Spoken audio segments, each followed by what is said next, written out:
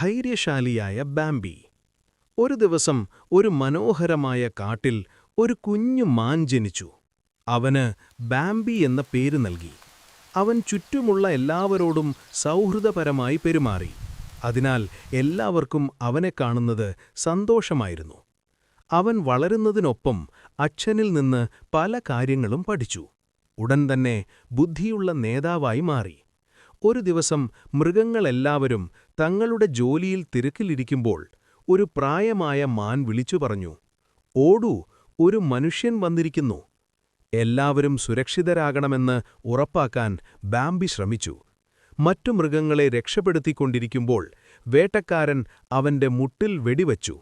ഉടൻ തന്നെ എല്ലാ മൃഗങ്ങളും ഒത്തുകൂടി അവനെ ഒരു സുരക്ഷിത സ്ഥലത്തേക്ക് കൊണ്ടുപോയി. അവർ അവനെ പരിപാലിച്ചു. ഉടൻ തന്നെ അവൻ സുഖം പ്രാപിച്ചു.